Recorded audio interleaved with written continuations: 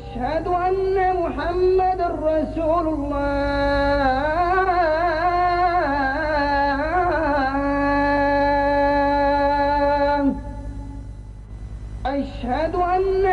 In northern Turkey, there is a place where the wind blows ceaselessly. It fills the landscape with a restless quality, with expectations. It blows across the countryside today as it has since the beginning of time. This is the Trojan Plain, where myth collides with history. The air is charged with ancient memories of an illicit love affair that let loose the winds of war. This titanic struggle between the Trojans and the Greeks is set in clear memory. The story of the Trojan War, handed down by generations of oral poets, was so powerful that 500 years after it is believed to have happened, it was set down in writing, forever immortalized by the Greek poet Homer. His epic, called the Iliad, is believed by some scholars to be based on historical fact. But was it fact, or was it fiction? Now the goddess Dawn climbed up the Olympus heights, declaring the light of day to Zeus and the deathless gods, as the king commanded heralds to cry out loud and clear and muster the long-haired Mycenaeans to full assembly. The Iliad, Book 2.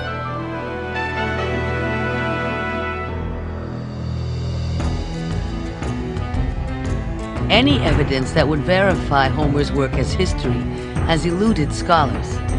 Surely there was a city that flourished on this spot. The proof is here in these stones. But were these people the heroes of Homer's Iliad? Or was it just another ancient civilization whose homes and remnants are being unearthed here? This is the true mystery of Troy.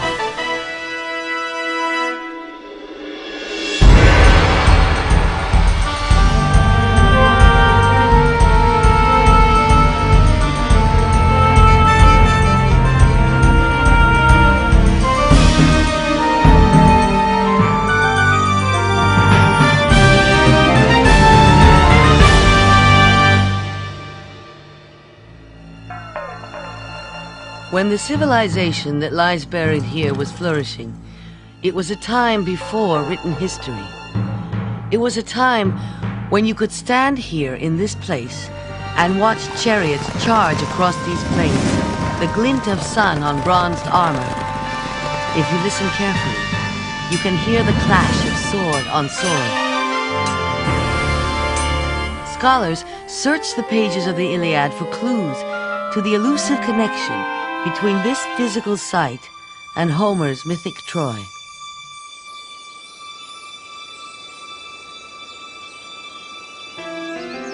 According to Homer, ancient Troy was a glittering city. It was beautifully wrought. It had palaces of gold and great walls all around. The sun shone and the crops were bountiful. The river Scamander, lifeblood of Troy, flowed through the plains to the sea which lay at the gates of the city Homer also called Ilion. And Zeus, the immortal Greek god, smiled down on the Trojans from Mount Olympus. Of all the cities under the sun and starry skies, wherever men who walk the earth have dwelled, I honor sacred Ilium most with my immortal heart. The Iliad, Book 2. The great mystery of Troy is whether or not the site that we gingerly identify with Troy has any association whatever with the site of the same name which the Homeric epics recount.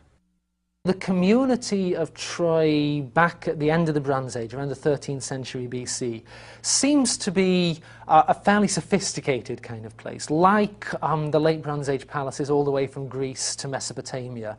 The citadel of Troy must have been very, very lively. It seems to have been a port of entry, a port of trade. It was a very wealthy site. It was well known by cultures as far away as the southeastern Mediterranean.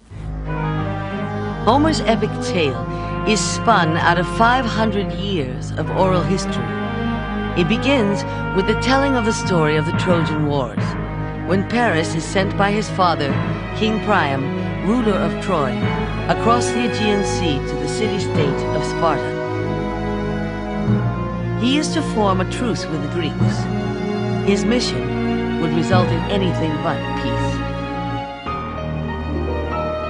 Paris attends a banquet given by Menelaus, the ruler of Sparta.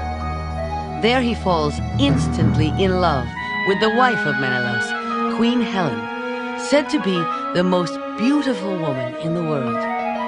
Dazzled by her extraordinary presence, Paris abducts Helen and spirits her across the sea to his home, to Troy.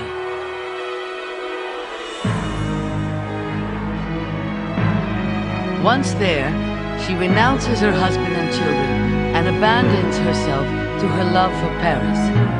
The kidnapping sets in motion an alliance of the Greek cities, the likes of which the world had never before known. One question that comes up for just about everybody in connection with the Trojan War is the question about Helen. Was there a real Helen, and was the war fought for Helen? We today would believe that there are many economic factors that would have led to such a war. However, women were major factors in these conflicts between cities and between one king and another. So it's quite possible there was a Helen over whom the war was fought. Agamemnon, the brother of Menelaus and ruler of mighty Mycenae in ancient Greece, is the field marshal of the troops. And out he marched, leading the way from council. The rest sprang to their feet. The sceptred kings obeyed the great field marshal. Rank and file streamed behind and rushed like swarms of bees pouring out of a rock hollow. Burst on endless burst, bunched in clusters, seething over the first spring blooms. The troops assembled. The meeting grounds shook. The Greeks set out in hot pursuit of Paris and the abducted Helen, mounting a huge flotilla of more than 1,100 ships carrying 100,000 men. When they arrived at the coast near Troy, the Greeks set up encampments at the edge of the water and lay siege to the city.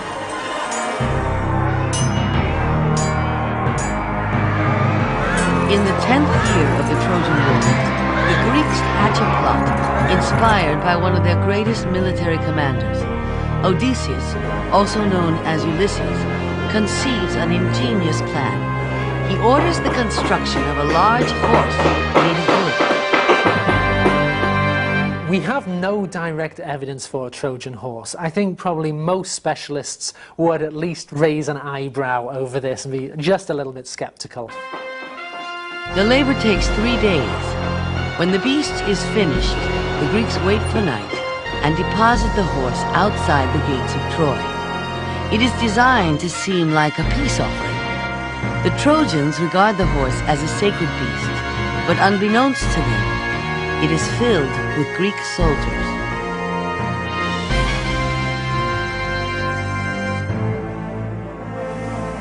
The Greeks then retreat to the coast and, by all appearances, set sail for home in the few ships that remain. The Trojans awake to find the trophy and are overjoyed with the apparent retreat of the Greeks. They drag the wooden beast through the gates and into the city, never suspecting the mortal danger hidden inside.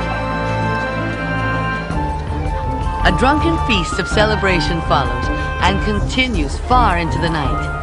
Exhausted, the Trojans collapse in the streets, filled to bursting with wine and feasting.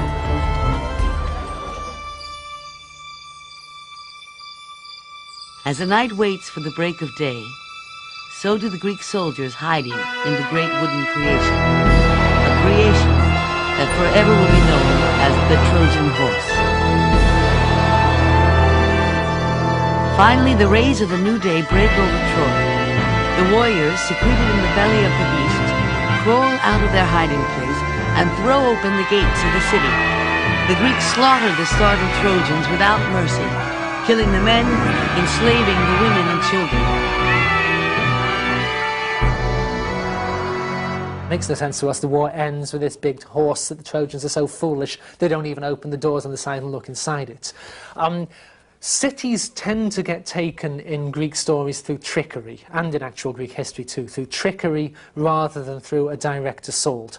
Odysseus is the master trickster of ancient Greek history. Therefore, it makes sense that he would come up with a master trick to take the city. When the carnage is over, Helen is left alive. Her husband, Menelaus, is about to kill her, but is so dazzled by the beauty of her naked breast that he drops his sword and falls to his knees at her feet.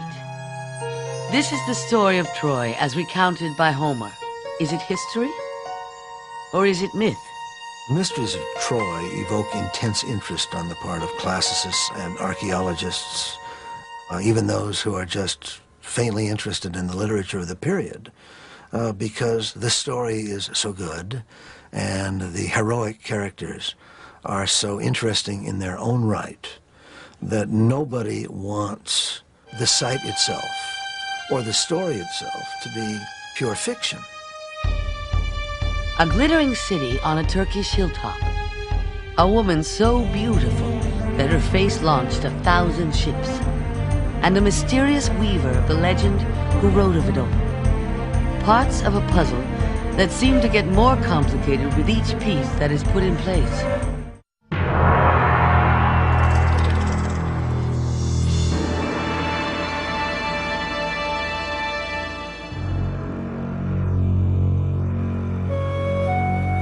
Perhaps there is no better place to ask about the origins of the Iliad and its immortal author than here, at the archaeological site in western Turkey believed to be ancient Troy.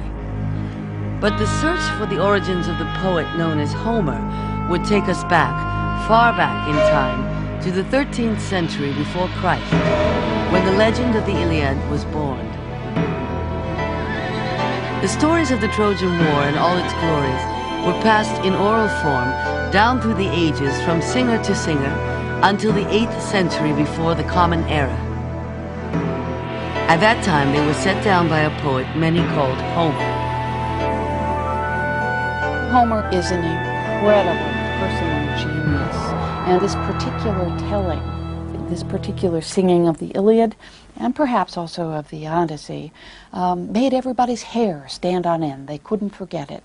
Someone was able to capture it in writing, and it was not, in my view, Homer himself. Although Homer's persona looms large on the map of history, he remains as much a myth as his characters. Some scholars question if there ever really was one person responsible for the epic.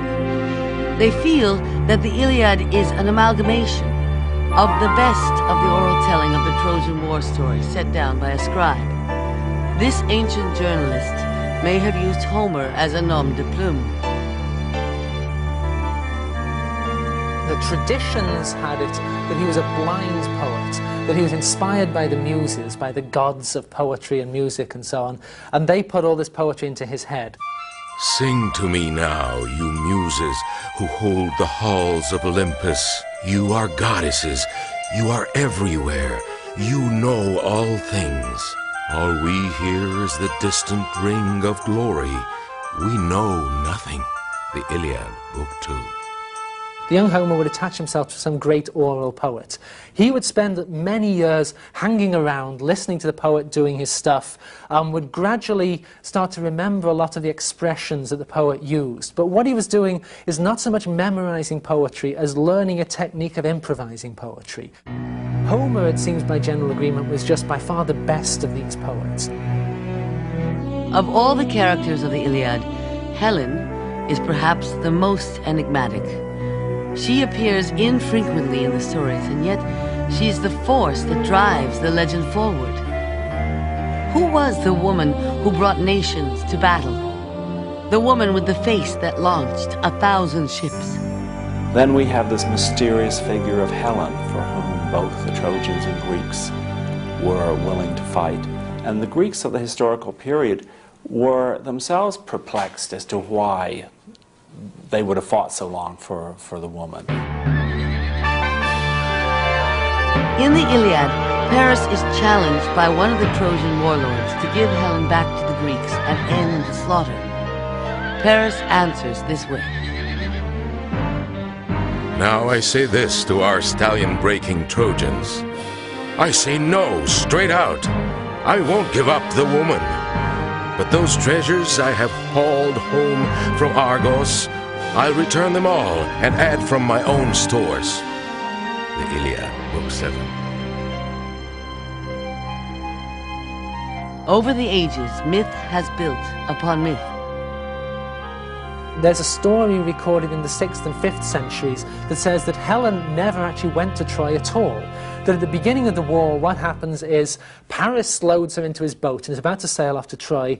The gods decide we can't have this, and they intervene and they spirit Helen away to Egypt and send a phantom to Troy instead. And the Greeks spend 10 years besieging this city that she's not even in. And they only find out afterwards that she was in Egypt the whole time, and the whole war was just this ridiculous joke the gods played on them. For some, Helen is not a human being, but a personification of the fertile plain surrounding Troy. Here, overlooking the Dardanelles, we can almost envision Homer and the heroic characters who inhabit the pages of his Iliad. We can almost see them here at Troy, on a hill called Hisarlik, restored to all their former glory. Whether real or mythic, we can almost feel a kinship with the people who lived and loved, fought and died here. What can all the ancient artifacts tell us of this city that vanished so long ago? Archaeologists at Troy continue to uncover the bones of people and animals.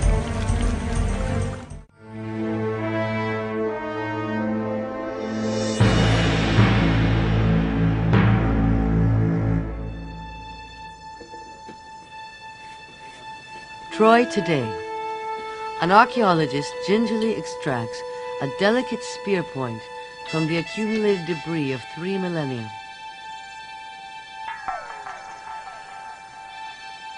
This is the first human contact with this remnant from another age in more than 3,000 years. It was buried here 1,200 years before the birth of Christ. If I were at Troy and knelt down and picked up an arrowhead or a spear point or something like that, it would probably overwhelm me.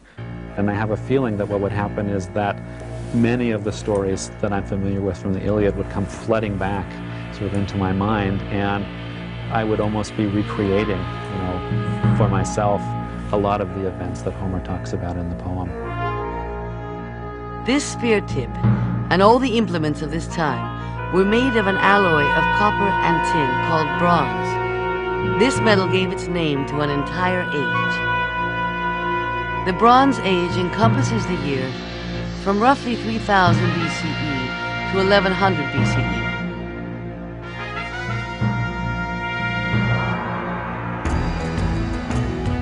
This city, which is called Troy, was settled in the early part of this age, and Homer's Trojan Wars, if they ever truly occurred, marked the end of the era.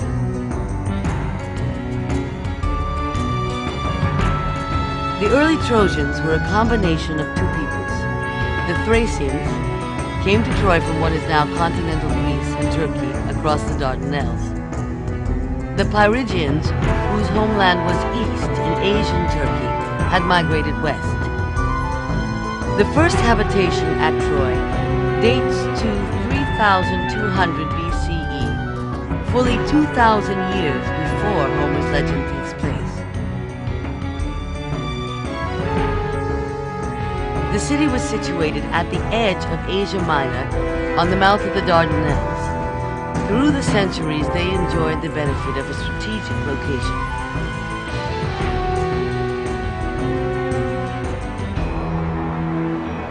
Today, as then, This narrow neck of water is the gateway from the Aegean to the Black Sea and the riches of the East. The strange combination of tides and winds which prevail in the Dardanelles to this day forced sailors of the late Bronze Age to wait in the shadow of Troy for favorable seas. Even when conditions were right, passage to the Black Sea was a treacherous proposition. It was the 13th century BCE when seafarers had not yet learned to sail against the wind. If you go to Troy now, it's quite a long way inland, several miles inland. It's very possible, though, that back in the late Bronze Age, in the 13th century BC, that the coastline, in fact, came in a lot closer. When Homer describes it, the coastline is basically a brisk walk from the walls of the city.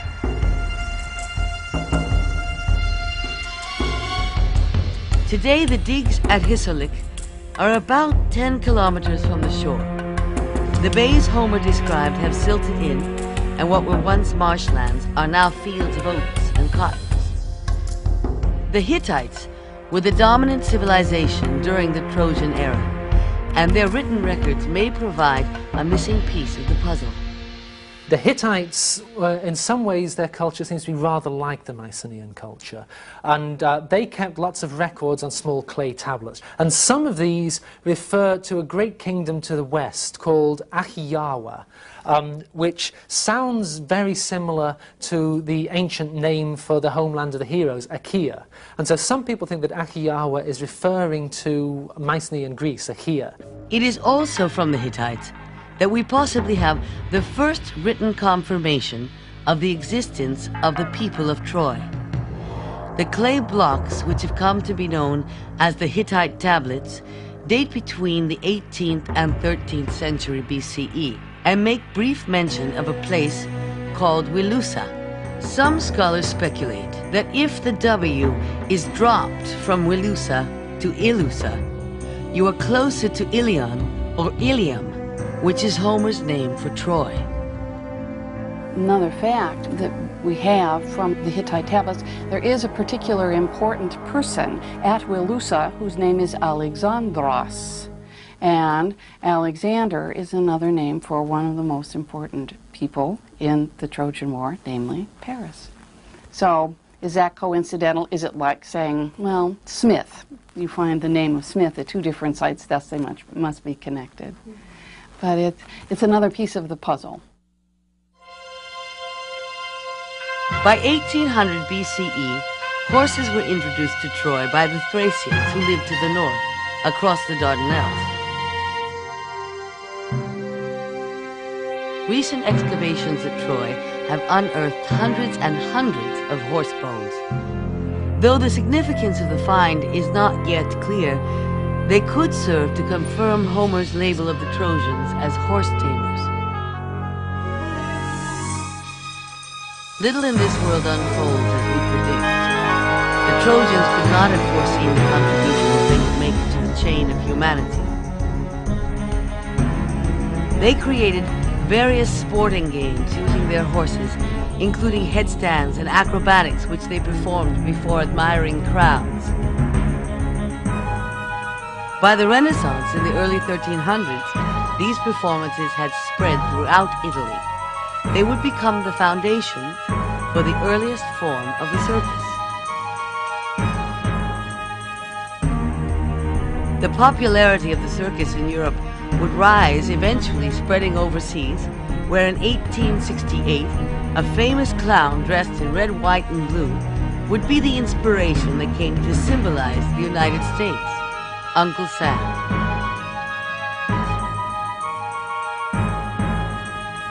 By 1260 BCE, the city of Troy sat high on the hill called Hisarlik, which had been formed by the ruins of several civilizations being buried one on top of the other. Each of these layers is given a Roman numeral from 1 to 9. Homer's Troy is generally assigned to layers 6 or 7. Troy 6 is a magnificent site. It's a wealthy site. It's a site that is clearly known by a lot of other cultures for its goods, as a trading center, whatever its value may have been, and hence a site worth taking.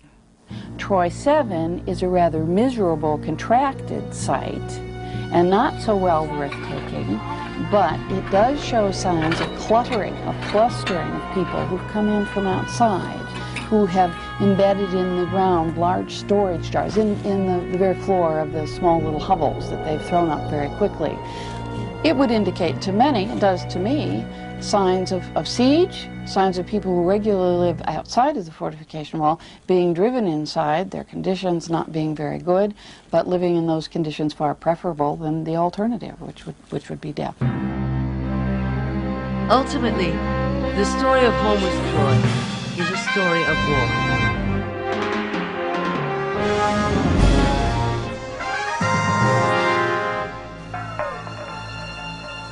Archaeological evidence shows two burnt layers of this city we call Troy, which roughly correspond to the time in which Homer's epic is set. These layers, together with the artifacts, point to a great conflict, a war and a siege, which many choose to call the Trojan War. What is there here to positively connect the hill of Hisarlik to Homer's Troy? Scholars keep returning to survey these ruins, searching for clues. The site of Hisarlik is a reasonable site for Troy because in a general way it obeys the mandates of the Homeric poems. It is a city of some dimension, which is high-walled enough to require a siege to take it.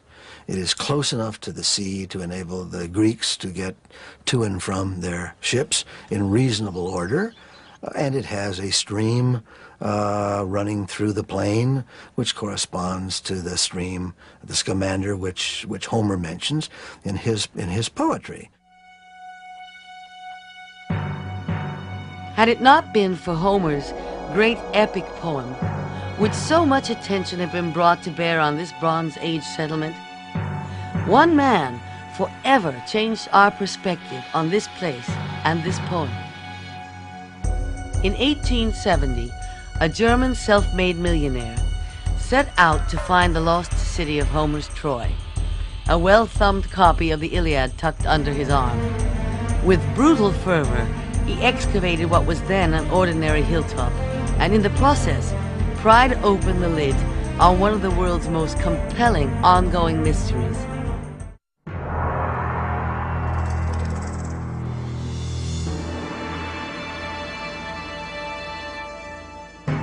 Until the 19th century, the only place Troy could be found was in literature and in our collective imaginations, for Troy seemed destined to forever be located only in the pages of Homer's Iliad. Then in 1872, a prosperous German merchant set off for Turkey, armed only with a copy of Homer's book and a personal quest to find the legendary city which fell to a great wooden horse 3,000 years before. His name was Heinrich Schliemann. Some people think Schliemann was one of the world's great frauds. He was certainly one of the world's great psychotics. Whether he was a fraud is another matter.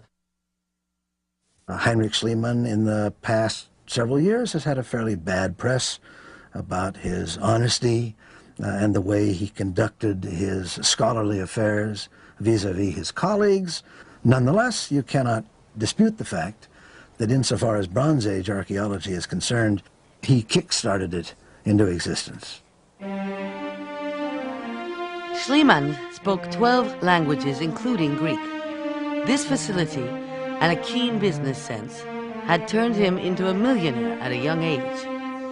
All of his accomplishments in commerce were merely a prelude to what he considered his destiny, to find the lost city of Troy. Despite the fact that mid-19th century scholars considered a belief in the physical Troy to be folly, Schliemann never gave up his stubborn contention that the real Troy lay buried somewhere in western Turkey. In 1869, Schliemann made his home base Athens, Greece. There he met and married a beautiful young Greek named Sophie.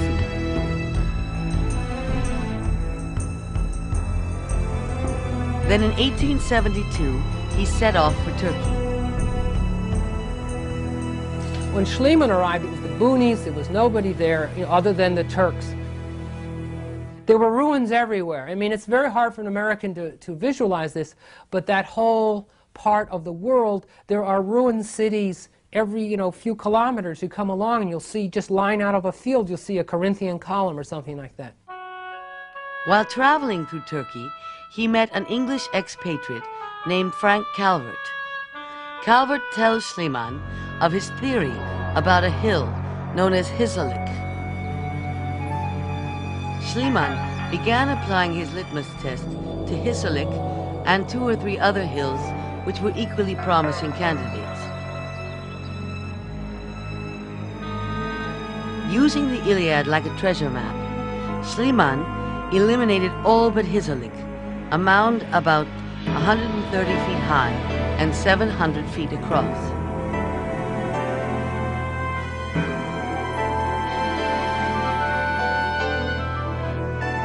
Reasonably convinced that Hisarlik matched the Troy Homer was writing about, Schliemann secured a permit from the Turkish government and hired an army of shovelers, which sometimes numbered as many as 100 men. Using clever literary detection and extraordinary confidence in his own gut instinct, Schliemann found what thousands had missed through almost 18 centuries of searching. He located the physical site of what we refer to as Troy. But his excavation methods were less than subtle. What happened when he started digging was that he, much to his surprise, found this tremendously complicated, tremendously deep sequence of ancient cities piled one on top of another. And he just sort of bulldozed through the middle of these things, yanking things out of the ground, demolishing buildings that got in his way, whatever struck his fancy. The farther down in the hill he dug, the cruder the material became.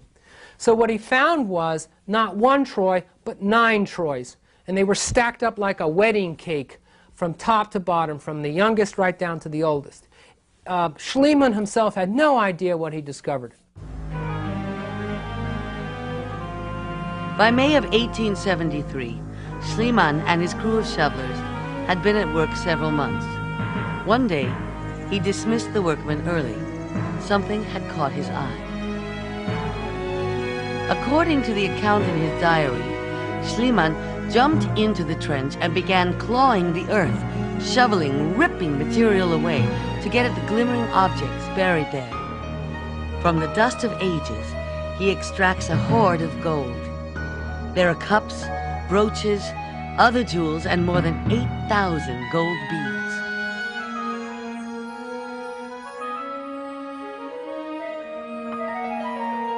In the version of the story Schliemann wrote in his diary, he handed the objects up to his wife Sophie, and she transported them in her skirts to a safe place.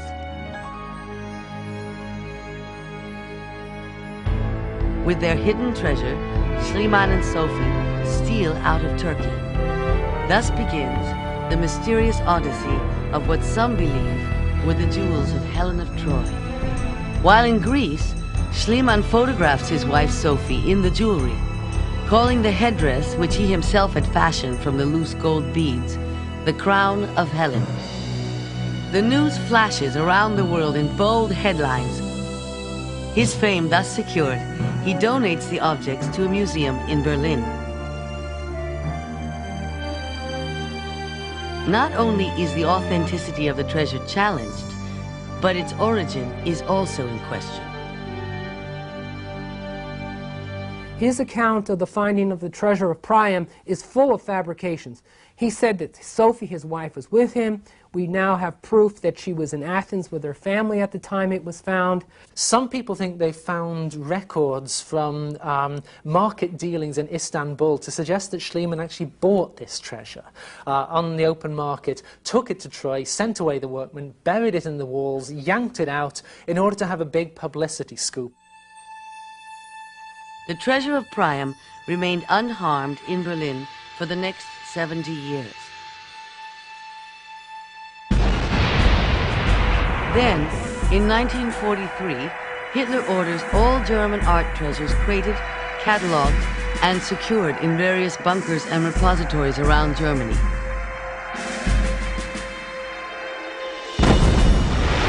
But when Berlin is liberated in 1945, the treasure vanishes.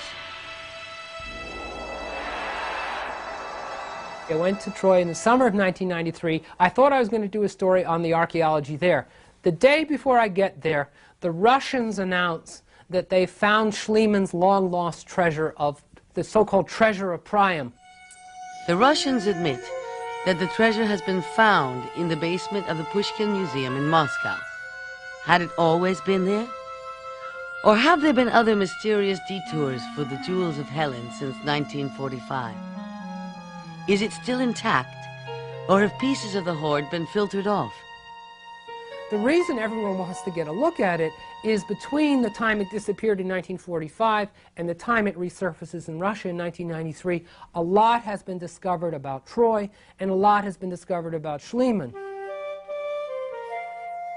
But whether he's reviled as a charlatan or revered as a genius, Schliemann will not be forgotten.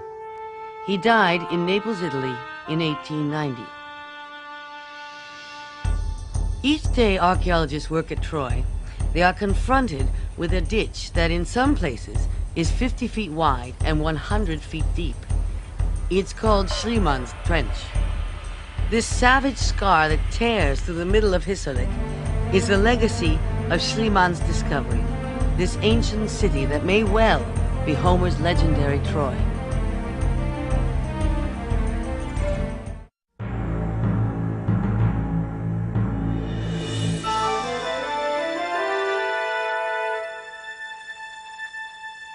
To the world in the last part of the 19th century, the hill of Hisarlik was an exotic place, wrapped in mysteries and promises.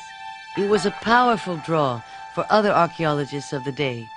One of them was Wilhelm Dorpfeld, a German architect. Dorpfeld was no newcomer to Troy. He had accompanied Schliemann on 2 of his digs. In 1893, Dorpfeld returned to the site alone.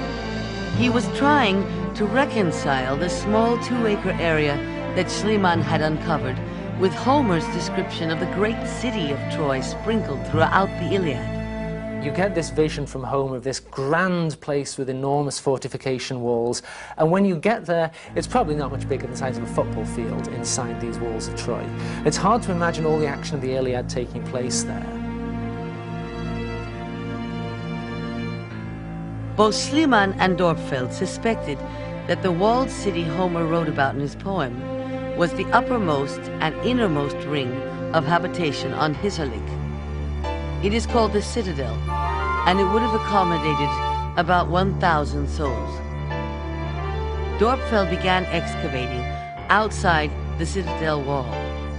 There he found larger rectangular houses on a terraced landscape surrounded by a magnificent masonry wall. What he didn't realize was that beyond this second ring of habitation, there was an even larger part of the settlement that would not be found for almost 100 years. In 1990, the current archaeological team at Troy discovered the foundation of the true outer wall of the city. Scientists mapped a barrier almost 1/4 of a mile from the center of the city. They actually dug away. They didn't find a wall, they found a trench, a ditch actually cut into the bedrock. And the archaeologists now think that that was the face of the wall, that if you want to make a high wall, dig a ditch in front of it and then put the wall behind it. And that makes the wall that much higher, that much harder to climb over. And that's what they found. And that makes Troy a much bigger place. It makes it a more suitable candidate for Homer's Troy. At last, a true picture of Troy begins to emerge. This new find reflects a settlement of perhaps 6,000 people. Science is closing in on the mystery of Troy.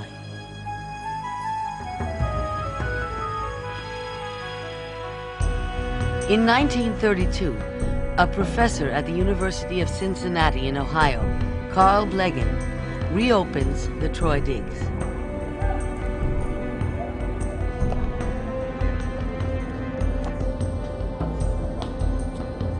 When Blegen took over the dig at Troy, it was said the site was a ruin of a ruin.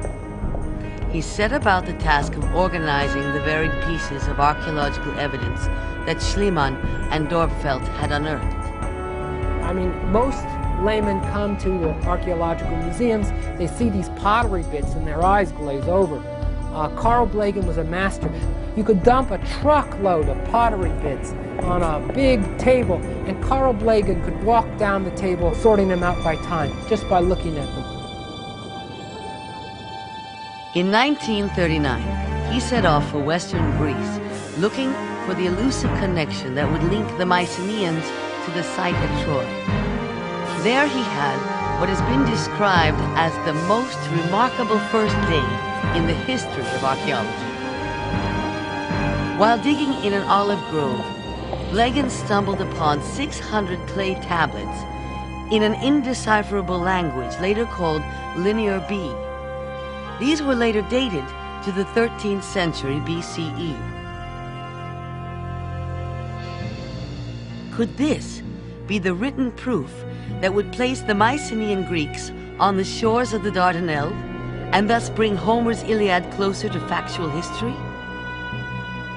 The tablets prove that the people from Mycenae were indeed Greeks and possessed a form of writing in the late Bronze Age at a time that corresponds with the Trojan War. At present, we know that there was a flourishing civilization on the mainland of Greece during the Bronze Age. We know that there was contact between certain of the mainland Greek sites and Troy, but we have to take a jump, it's a leap of faith, to have Mycenaean warriors encamped near Troy, causing any of the disturbances that we see there during this period. To this day, there is still no direct link of the physical Troy with Homer's story. The current debates about Homer, about Troy, the archaeology and the oral and literary tradition are very simply unending. The poem is a mystery in the same way that human life is a mystery. The Trojans really come to symbolize all of us as human beings, that all of us ultimately are going to face our own demise. But in a sense, I think what Homer does and is able to really capture is a sense that we all live in the city of Troy. And so Homer brings the reader full circle, from reality to myth and back again. All roads may lead to Rome, but even the Romans would agree that they start here, at Troy. Here, where evidence of the myth may be only the turn of a stone away. One thing more. To the rest, I'd pass on this advice. Sail home now. You will never set your eyes on the day of doom that topples looming Troy.